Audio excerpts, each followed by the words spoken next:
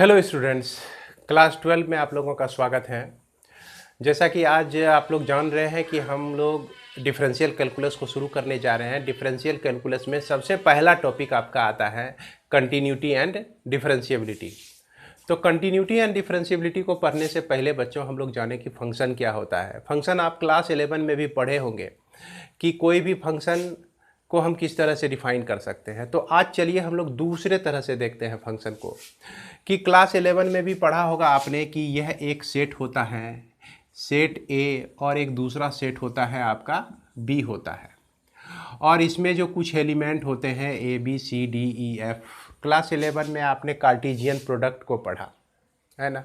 उसके बाद उसी के आधार पर अगर ए और बी, ए क्रॉस बी आप निकाल सकते हैं, ए क्रॉस बी निकाल सकते हैं। A1, A2, A3, A4, A5 इस तरह से, B1, B2, B3, B4, B5 इस तरह से आप लोग कार्टेशियन प्रोडक्ट ऑलरेडी किए हुए हैं। अब हम क्या करते हैं कि इसमें एक नया रूल को जन्म देते हैं। क्या करते हैं कि एक नया रूल लेते हैं, और यह रूल के तहत क्या होता है कि ए का हर एक एलिमेंट जो है एक यूनिक एलिमेंट बी के यूनिक एलिमेंट से जुड़ा हुआ हो। तो इस कंडीशन में यह जो रूल हमने लिया, इस रूल के तहत जो है यह क्या कहलाता है, आपका एक फंक्शन कहलाता है। जैसे मान लीजिए कि ए जो है आपका 2 से रिलेटेड है, बी आपका 4 से रिलेटेड है, 6 डी आपका 5 से रिलेटेड है, इस तरह से। तो यहाँ क्या हो गया कि हर एक एलिमेंट ए के लिए, प्रत्येक एलिमेंट ए के लिए सी रिलेटेड है आपका 1 से, मान लीजिए ई रिलेटेड है आपका 5 से। तो एवरी एलिमेंट ऑफ ए है ना associated with unique element of B. हर एक एलिमेंट ए का अगर यूनिक एलिमेंट ऑफ बी से एसोसिएटेड हो तो वैसे कंडीशन में इस कार्टेशियन प्रोडक्ट, इस रिलेशन का नाम हो जाता है फंक्शन हो जाता है। अब चलिए इसका डेफिनेशन हम लोग देखेंगे और इसको बेहद विस्तार तरीके से हम लोग फंक्शन में समझेंगे। फिलहाल हम लोग जहाँ तक हो सकता है इसमें आपको समझाने की कोशिश करते हैं, छोटे में ज़्यादा समझाने की कोशिश करते हैं। इसमें क्या हम लोग करते हैं कि let A and B are two non empty sets, then a rule f which associates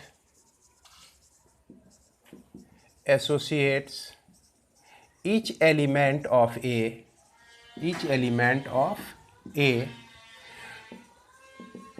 with a unique element of B is called a mapping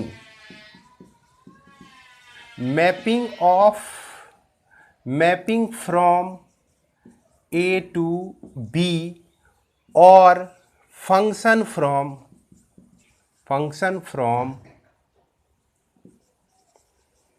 A to B। इसी को हम लोग मैपिंग कहें या क्या कहें, फंक्शन कहें। तो इस तरह से हम लोग किसको डिफाइन कर सकते हैं, फंक्शन को डिफाइन कर सकते हैं। अब यहाँ पर देखिए वी राइट, इसको हम लोग इस तरह से भी लिखते हैं फंक्शन ए टू लेके बी तक। अब यहाँ पे आपको समझना है कि इस डेफिनेशन में ही इस फंक्शन का सारा राज छिपा हुआ है बच्चों। किस तरह से ये कहता है कि ईच एलिमेंट ऑफ ए का हर एक एलिमेंट एसोसिएटेड होना चाहिए बी के एलिमेंट से, बी के किसी खास एलिमेंट से एसोसिएटेड होना चाहिए। अब यहाँ पर बी का कोई खास एलिमेंट, ए के लिए खास एलिमेंट क्या हो गया, 2 हो गया, बी के लिए खास एलिमेंट 4 हो गया। अब यहाँ पर देखा जाए कि ई के अलावे एक एलिमेंट एफ होता, इस तरह से ई के अलावे एक एलिमेंट इसमें एफ होता, और एफ का एसोसिएशन किसी से नहीं होता, तो ये जो डेफिनेशन है आपका लागू नहीं होता। क्योंकि यह कह रहा है कि एसोसिएटेड ईच एलिमेंट ऑफ ए का प्रत्येक एलिमेंट एसोसिएटेड होना चाहिए यूनिक एलिमेंट ऑफ बी से, लेकिन यहाँ पर एक एलिमेंट एफ ज़्यादा आ गया। अगर एफ यहाँ होता है तो यह फंक्शन नहीं होता है, इस बात को नोट कीजिए। अब तो यहाँ तो समझ गए, अगर इस एफ को हम मिटा देते हैं तो यह आपका क्या हो गया, फंक्शन हो गया। ये एक तरह से ये फंक्शन और नहीं फंक्शन होने का कारण। और दूसरा, ए को अगर ए कनेक्टेड हो 2 से, जैसा कि ए कनेक्टेड हम 3 से भी कर दिए, है ना, ए के लिए 2 के साथ भी पेयर बना दिए, ए के लिए 3 के साथ भी पेयर बना लिए। तो अगर इस तरह का कंडीशन क्रिएट हो जाए तो उस कंडीशन में भी हम इसको फंक्शन नहीं कहेंगे, क्योंकि फिर से चलिए फंक्शन का डेफिनेशन देखते हैं। फंक्शन का डेफिनेशन कहता है कि each element of A with a unique element of B, B के यूनिक एलिमेंट, बी के अकेले एलिमेंट से जुड़ा हुआ हो। यानी कि ए का रिलेशन अगर 2 से है तो ए का रिलेशन 3 से नहीं होना चाहिए। अगर यह होता है तो यह फंक्शन नहीं होगा। इसीलिए इसको फंक्शन होने के लिए यह चीज़ नहीं चलेगा यहाँ पर, है ना। अगर यह चीज़ आप चलाते हैं तो इसका नाम रिलेशन कर देंगे। क्या कर देंगे, इसका नाम रिलेशन कर देंगे, तब हम इसको फंक्शन नहीं कहेंगे। तो उम्मीद है कि यह आपको समझ में आ गया होगा। अब देखिए बच्चों, ऐसा भी हो सकता है कि अगर ए का रिलेशन 2 से है और यहाँ पर सी का रिलेशन जो है 2 से है, तो यह फंक्शन हुआ कि नहीं, इसको समझिए। ए रिलेटेड है 2 से और सी रिलेटेड है 2 से, तो यह फंक्शन होता है। क्यों होता है? क्योंकि यहाँ पे कहा कि every element of A associated या related to the unique element of B, B के यूनिक एलिमेंट से यह जुड़ा होना चाहिए। अब ए के लिए 2 यूनिक है, बी सी के लिए भी 2 यूनिक है। अगर हमारे मोहल्ले में लालदेव जी भी हैं और रविशंकर प्रसाद भी हैं, उनके घर में भी, लालदेव जी के भी घर में फ्रिज है आपका एलजी कंपनी का, तो उसके घर के लिए वह एलजी कंपनी का फ्रिज यूनिक है। अब मेरे घर में भी एलजी कंपनी का ही सेम फ्रिज है, तो मेरे लिए भी वो यूनिक है।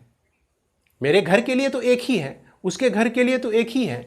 तो इस कंडीशन में हम क्या कह सकते हैं कि यहाँ पर यह फंक्शन बनता है। ए के लिए 2 यूनिक है और सी के लिए 2 यूनिक है, और ए के लिए 2 और ए के लिए भी 3, ये यूनिक नहीं रह जाता है।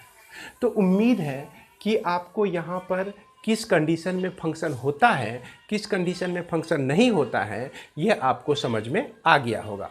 इसको आप फिर से दोहरा के देखें, अगर समझने में थोड़ी सी भी दिक्कत रह गई हो तो इसे आप दोहरा के देखें तो आपको ज़्यादा समझ में आएगा। अब इसके बाद हम लोग यहीं पे चलते हैं कि ये तो आपका हो गया फंक्शन का डेफिनेशन। किसका डेफिनेशन हो गया? ये फंक्शन का डेफिनेशन हो गया।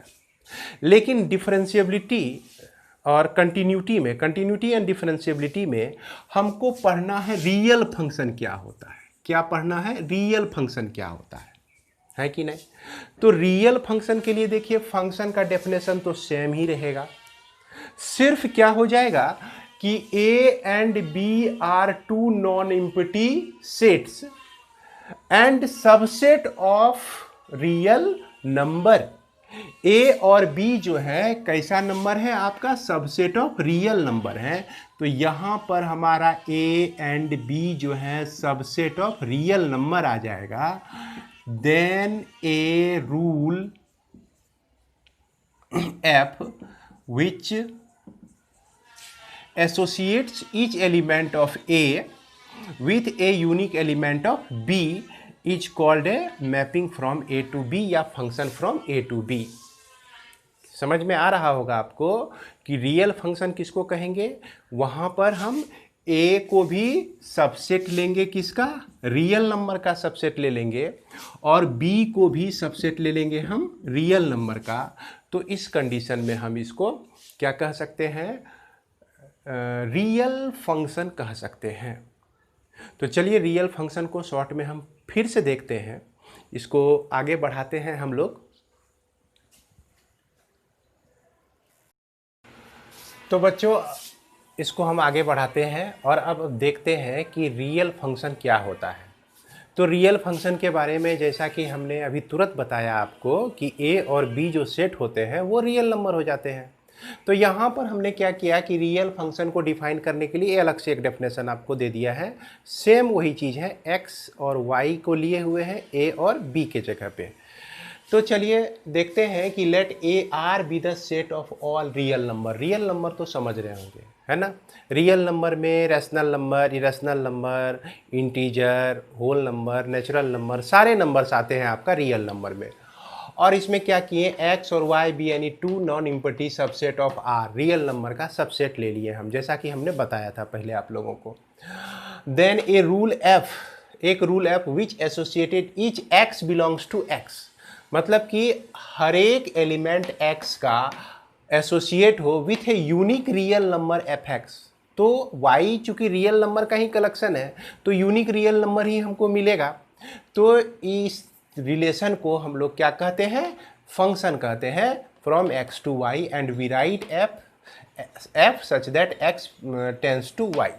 इस तरह से ये फंक्शन को हम लोग डिफाइन कर सकते हैं। इसके बाद देखिए बच्चों कि हम लोग इमेज किसको कहते हैं। अब जैसे यहाँ पर एक फंक्शन का हमने डायग्राम लिया, ये एक रूल से रिलेटेड है जिसको हम लोग फंक्शन कह रहे हैं, है ना। इसके बाद हम देखते हैं क्या कि इसमें कुछ एलिमेंट हम लोग ले लेते हैं 4, 5, 6, 7, 8, है ना, और ले लेते हैं हम लोग 10 ले लेते हैं। ये सारे एलिमेंट हैं और इसमें आपको दिख रहा है कि एलिमेंट 1, 2 और 3 है। चूँकि एक फंक्शन का हमने एग्जाम्पल ही ले लिया है, ये आपका यह फंक्शन f को हमने लिया है फंक्शन 3x + 1, एक फंक्शन ही ले लिया है हमने। और ये आपका जो x है इसको हम लोग कहते हैं डोमेन कहते हैं। ये जो सेट x है इसको हम लोग क्या कहते हैं, डोमेन कहते हैं। तो चलिए बच्चों यह डोमेन हम लोग किसको कहते हैं कि यह जो आपका सेट x इज कॉल्ड, है ना, डोमेन। जैसे कि यहाँ पे ये x डोमेन हो गया।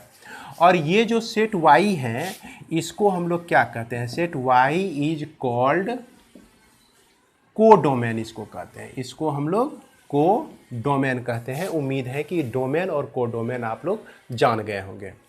अब इसके बाद हम लोग देखते हैं कि अगर इसमें 1 रखते हैं तो 3 × 1 + 1, है ना। तो 3 × 1 + 1 4 होता है। तो 1 जो है 4 से कनेक्टेड हो जाता है। 1 और 4 का एसोसिएशन एक होता है। तो यहाँ पर क्या कहेंगे कि 4 इज द इमेज ऑफ 1। 4 जो है किसका इमेज है, 1 का इमेज है। अब चलिए हम लोग ढूंढते हैं 2 का इमेज कौन है। तो 2 वैल्यू जब इस फंक्शन में रखते हैं तो 3 × 2 = 6 + 1 7 आता है। 2 आपका एसोसिएटेड है 7 से और यहाँ पर 3 एसोसिएटेड है आपका 10 से। तो यहाँ पर एक चीज़ और आप लोगों को जानना है क्या कि 1 का इमेज 4 हो गया, 2 का इमेज 7 हो गया और 3 का इमेज 10 हो गया। यानी कि इमेज जो होता है आपका ये f(x) को ही हम लोग क्या कहते हैं, इमेज कहते हैं। जैसे यहाँ पर हमने क्या निकाला, f1 निकाला, है ना। f1 निकाले तो यह क्या आता है आपका 4 आता है। ये इमेज हो गया आपका, किसका इमेज हो गया, 1 का इमेज हो गया। और यहाँ पर देखिए f2 निकालते हैं हम लोग। f2 = कितना आता है आपका 7 आता है। तो यह f2 जो है यानी कि =7, यह जो है आपका 2 का इमेज हो गया। यह जो है आपका 1 का इमेज हो गया। और यहाँ पर f3 जो कि 10 मिला हुआ है, यह आपका किसका इमेज हो गया, 3 का इमेज हो गया। तो उम्मीद है कि आपको इमेज समझ में आ गया होगा। इसके बाद हम लोग ये जाने कि रेंज किसको कहते हैं, है ना। रेंज किसको कहते हैं, रेंज को हम इस तरह से डिफाइन कर सकते हैं कि अब जो सेट f(x) हुआ, f(x) ये आपका सेट जो है क्या कहलाता है, f(x) कहलाता है। fx का सारा वैल्यू हमको इसी में मिलता है, इसीलिए यह आपका सेट fx कहलाता है। fx का collection such that x belongs to x, यह जो x जो है कैपिटल X यानी कि डोमेन का एलिमेंट होना चाहिए, और डोमेन का एलिमेंट हम इस फंक्शन में डालकर जो आउटपुट प्राप्त करते हैं उसके कलेक्शन को हम लोग क्या कहते हैं, रेंज कहते हैं। इसलिए रेंज को आप इस तरह से लिख सकते हैं, the set fx x belongs to x is called the range of function f। अब यहाँ पर देखा जाए बच्चों कि इस y में जो है आपका एलिमेंट है 4, 5, 6, 7, 8, 10, और इसमें रेंज में कौन कौन सा एलिमेंट आता है इसको हमको देखना है। अब सीधी भाषा में आप समझिए कि रेंज में हम लोग वही सब एलिमेंट लेंगे जो कि इमेज होगा, जो कि क्या होगा, इमेज होगा। देखिए 4 इमेज हैं, किसका इमेज है, 1 का, ले लेंगे। 7 इमेज है किसका, 2 का, तो इसको भी ले लेंगे। 6 को लेंगे कि नहीं, नहीं लेंगे, क्योंकि 6 किसी का इमेज नहीं है। 5 भी जो है किसी का इमेज नहीं है। 8 भी जो है किसी का इमेज नहीं है, और यहाँ 10 हम ले लेंगे। इस तरह से जो ये सेट बनता है कलेक्शन ऑफ इमेजेज यानी कि fx का जो सेट बनता है उसको हम लोग क्या कहते हैं, रेंज कहते हैं। तो यह जो रेंज जो है हमेशा कोडोमेन से छोटा होता है। कोडोमेन में ज़्यादा एलिमेंट हैं, देख सकते हैं 5, 6 और 8 कुछ कुछ एलिमेंट हैं जो कि इसमें नहीं आया। तो इसलिए बच्चों हमेशा यह जो रेंज f होता है, f का जो रेंज होता है वह हमेशा सबसेट होता है कोडोमेन का। इस चीज़ को भी ध्यान में रखिए। रेंज जो होता है वो सबसेट होता है किसका, रेंज f जो होता है वो सबसेट होता है कोडोमेन का। तो चलिए इसको हम लोग और आगे बढ़ाते हैं और देखते हैं कि आगे और क्या क्या पढ़ना है।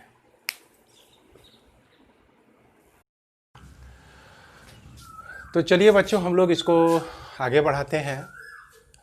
तो अब हम लोग देखते हैं कि 1-1 फंक्शन किसको कहते हैं, मैनी वन फंक्शन किसको कहते हैं, ऑन टू फंक्शन किसको कहते हैं, और इनटू फंक्शन किसको कहते हैं। तो 1-1 फंक्शन होने के लिए क्या क्या कंडीशन हमको चाहिए इस पर हम लोग विचार करने के लिए जा रहे हैं अब। तो जैसा कि आप देख सकते हैं बोर्ड पे हमने 1-1 फंक्शन का डेफिनेशन लिखा हुआ है कि 1-1 फंक्शन में क्या होता है कि if different element in x के डिफरेंट एलिमेंट का have different image in y, image तो आप समझ गए होंगे, अभी तुरंत आपको समझाया गया। वी से f इज 1-1 फंक्शन, है ना, कि अगर x के हर एक एलिमेंट के लिए, डिफरेंट एलिमेंट के लिए y में अलग अलग इमेज बनता हो तो उसको हम लोग 1-1 फंक्शन कहते हैं। जैसे मान लिया जाए कि 1 का इमेज, एक फंक्शन हमने यहाँ कंसीडर किया है fx equal to x plus 1। क्या लिखा है हमने, fx equal to x plus 1 लिखा है। अगर x के जगह पे 1 रखते हैं तो इसका वैल्यू, fx का वैल्यू आता है आपका 2 आता है। तो 1 का इमेज जो हो गया आपका 2 हो गया। 2 अगर रखते हैं तो यह 3 आता है। 3 अगर रखते हैं इसमें तो 4 आता है।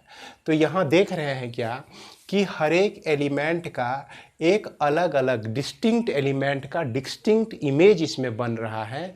तो ऐसे फंक्शन को हम लोग क्या कहते हैं, 1-1 फंक्शन कह सकते हैं। यहाँ पर जो है ये आपका क्या हो गया, डोमेन हो गया, ये आपका कोडोमेन हो गया। कोडोमेन में अगर 1-2 एलिमेंट यूं ही रह जाए, खाली भी रह जाए, तो इसको हम लोग क्या कहेंगे, फिर भी 1-1 कहेंगे ऐसे कंडीशन को, जब हर एक एलिमेंट का हर एक इमेज बने, एक एलिमेंट का एक इमेज, दूसरा एलिमेंट का दूसरा इमेज। उम्मीद करते हैं आप समझ गए होंगे। इसके बाद हम लोग जाने कि मैनी वन फंक्शन किसको कहते हैं।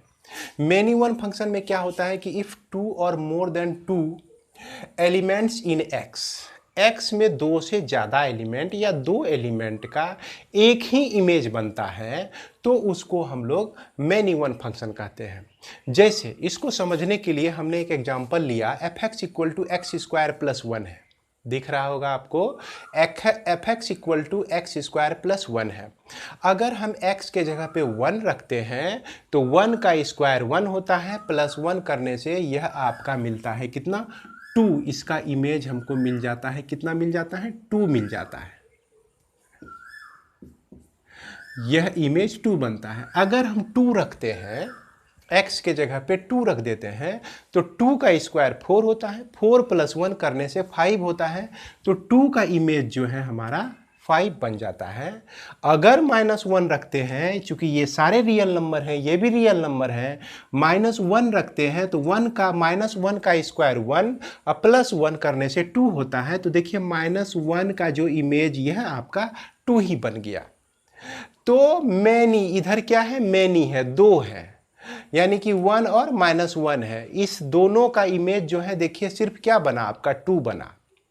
यानी कि 2 एलिमेंट का एक ही इमेज बने, y में एक ही इमेज हो, तो वैसे फंक्शन को हम लोग क्या कहते हैं? मैनी वन फंक्शन कहते हैं। इसका डेफिनेशन आप लोग अवश्य कॉपी में लिख लेंगे और याद भी कर लेंगे। उसके बाद आगे समझते हैं हम लोग ऑन टू फंक्शन और इनटू फंक्शन को समझते हैं। ऑन टू फंक्शन क्या होता है? If range f = y। अभी तुरंत आपको बताया गया कि रेंज क्या होता है। रेंज हमेशा जो है सबसेट होता है y का। सबसे लास्ट में आपको बताया गया है, इसके पहले रेंज जो होता है हमेशा सबसेट होता है y का। रेंज जो होता है f हमेशा सबसेट होता है y का। अब क्या कंडीशन हो जाए कि रेंज जो है आपका f = y हो जाए, रेंज और कोडोमेन दोनों बराबर हो जाए। तो ऐसे कंडीशन में हम लोग फंक्शन को ऑन टू फंक्शन कहते हैं। अगर otherwise f is set to be into function, अगर ऐसा नहीं है तो उसको इनटू फंक्शन कहते हैं। अब जैसे मान लिया जाए कि देख रहे हैं कि इसमें रेंज हमारा क्या क्या है, इसको देखेंगे। तो रेंज कब होता है? जो जितने भी इमेज हमारा बना, रेंज हम लोग कहते किसको है? रेंज कहते हैं यह सेट fx का set such that x belongs to domain.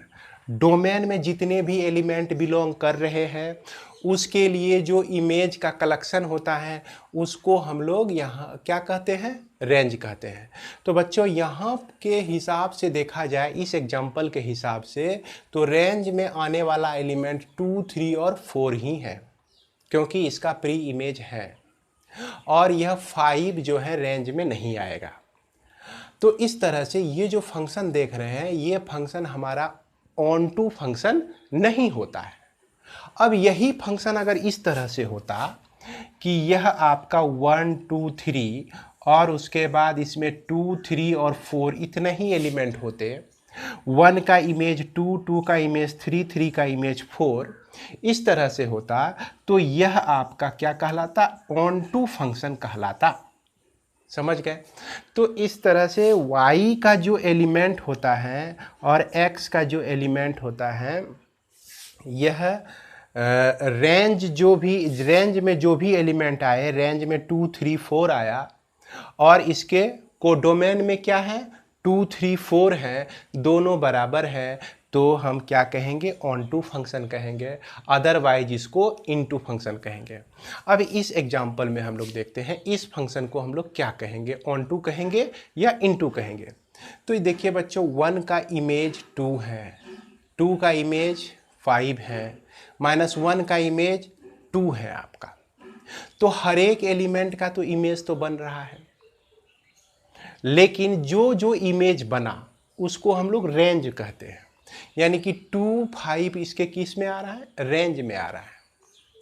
2 और 5 का जो कलेक्शन है वो क्या है आपका? रेंज है। ये 2 और 5 का जो कलेक्शन है यह क्या है आपका? रेंज है। लेकिन यह रेंज जो है सबसेट हो जाता है यहाँ के y के लिए, है ना? इस y के लिए, चूंकि इस y में जो है हमारा 2 भी है, 3 भी है, 4 भी है और 5 भी है। अब यदि ऐसा होता कि ये 2, 3 एलिमेंट नहीं होता, तो निश्चित रूप से यह जो रेंज जो है इस y के बराबर हो जाता। कब? 2, 3 एलिमेंट नहीं होने के कंडीशन में। तो उम्मीद है कि आपको यह ऑन टू फंक्शन और इनटू फंक्शन समझ में आया होगा। इसको हम लोग और भी विस्तार तरीके से रिलेशन फंक्शन में पढ़ेंगे, चूँकि यह आपका कंटिन्यूटी एंड डिफरेंशिएबिलिटी का चैप्टर है, इसमें इसे भी जानना बहुत ज़रूरी था और इतने में ही आपको सब कुछ बता दिया गया। तो चलिए हम लोग इसके अलावे कुछ और एक दो बात जान लें। जैसे कि आप पढ़ते होंगे किसी फार्मूला को, तो प्रायः फार्मूला आप देखते होंगे कि sine square theta plus cos square theta equal to 1, sine square theta equal to 1 minus cos square theta. तो इसमें सिर्फ फार्मूले दिए रहते हैं, उसका रेंज का डिस्कशन, डोमेन और कोडोमेन का डिस्कशन नहीं रहता है। तो बच्चों जो भी फार्मूला दिए रहते हैं तो वो फार्मूला जिस जिस रियल नंबर के लिए, जिस जिस नंबर के लिए, जिसके लिए वो ट्रू होता है वही उसका डोमेन होता है और जो आउटपुट होता है वही उसका रेंज होता है, कोडोमेन होता है। तो इस तरह से किसी भी फार्मूले के लिए डोमेन और कोडोमेन नहीं दिए रहने पर भी डोमेन और कोडोमेन दोनों अंडरस्टूड होता है कि वैसे ही नंबर्स को हम उसके डोमेन में मानेंगे और कोडोमेन में मानेंगे जो उस फार्मूला को सेटिस्फाई करता है।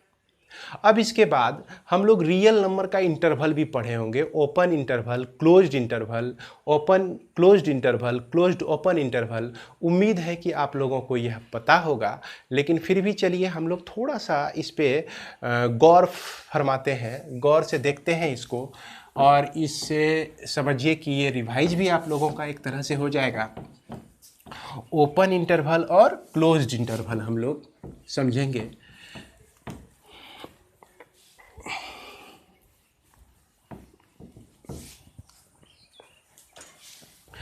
क्लोज्ड इंटरवल जो होता है, पहला नंबर आपका क्लोज्ड इंटरवल, और यह जो होता है आपका इस तरह से डिनोट किया जाता है। यह जो डिफाइन होता है x such that x belongs to r, real number होता है, और a less than equal to x less than equal to b, इस तरह से हमारा होता है। और दूसरा आपका ओपन इंटरवल, ओपन इंटरवल, ये आपका ओपन इंटरवल इस तरह से डिनोट किया जाता है। और इसमें होता क्या है कि x जो एलिमेंट होता है वो सारा रियल नंबर का होता है, और रियल नंबर में यह x की क्या विशेषता होती है, a से बड़ा होता है, b से छोटा होता है, b पर नहीं होता है और ये a नहीं होता है। इसमें a को भी इंक्लूड किए हुए हैं और b को भी इंक्लूड किए हुए हैं। इसके बाद तीसरा नंबर जिसको हम लोग क्लोज्ड ओपन इंटरवल भी कहते हैं, क्लोज्ड ओपन इंटरवल भी कहते हैं, इसका दूसरा नाम जो होता है राइट हाफ ओपन इंटरवल होता है। बच्चों ध्यान रखेंगे, राइट हाफ ओपन इंटरवल भी इसको कहते हैं।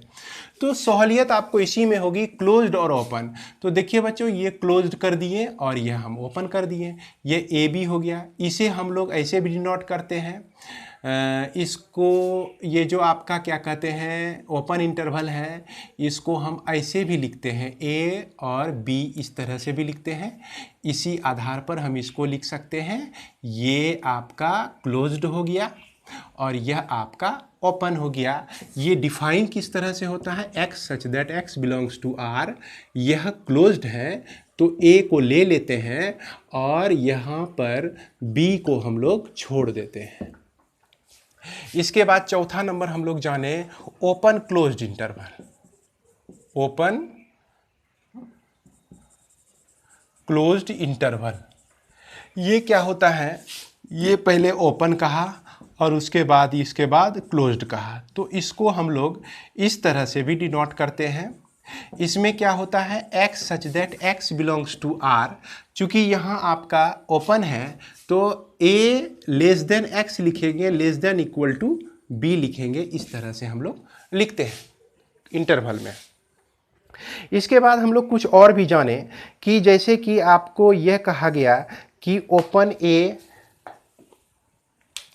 चौथा पांचवा नंबर अगर ये कहा गया कि ओपन इंटरवल ए और इन्फिनिटी ओपन इंटरवल में है, तो इसका मतलब क्या हुआ, तो इसका मतलब हो जाता है x such that x belongs to r और x ग्रेटर देन a हो जाता है। मतलब x a से बड़ा हो जाता है। a से जितने भी बड़े एलिमेंट हैं इन्फिनिटी तक सभी को हम कलेक्ट करते हैं इसमें। अब यदि आपको ये कहा जाए कि क्लोज्ड इंटरवल a और इन्फिनिटी ये ओपन इंटरवल, तो इसका मतलब हो गया x such that x belongs to r, x greater than और इक्वल टू a हो जाता है।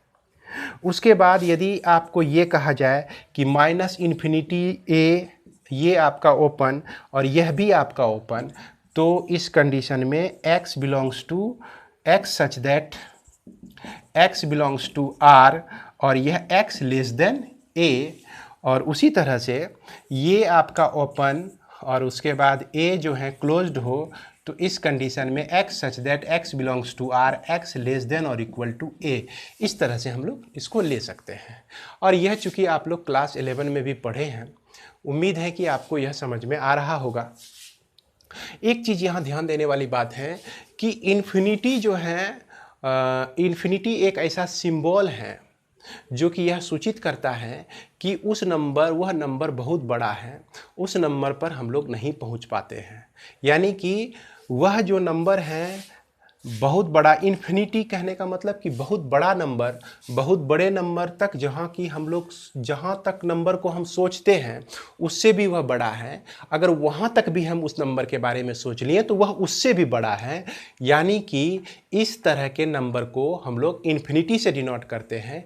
इन्फिनिटी के कंडीशन में हमेशा ओपन इंटरवल आता है बच्चों। इन्फिनिटी के साथ हमेशा क्या आता है?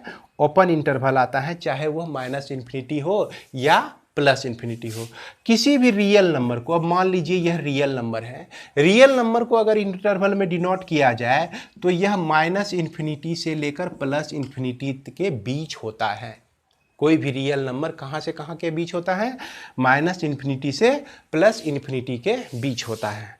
तो बच्चों इस क्लास को मैं यहीं पे विराम देता हूँ। इसके बाद हमारा जो अगला क्लास होगा उसमें हर एक तरह के फंक्शन के बारे में पढ़ेंगे और फंक्शन का डेफिनेशन भी उसमें पढ़ेंगे, उसके डोमेन और कोडोमेन क्या होता है उसको भी जानेंगे। तो ये सारे चीज़ जो है आपका बेसिक हैं। क्योंकि बेसिक नॉलेज अगर आपका मजबूत रहेगा तो आप मैथ्स में बहुत आगे जा सकते हैं, नहीं तो आप 11-12 के ही बन के रह जाएंगे बच्चों। इसीलिए जब पढ़िए तो पूरी तरह से पढ़िए और हर एक चीज़ को जानिए। इसी के साथ मैं इस क्लास को समाप्त करता हूँ। धन्यवाद।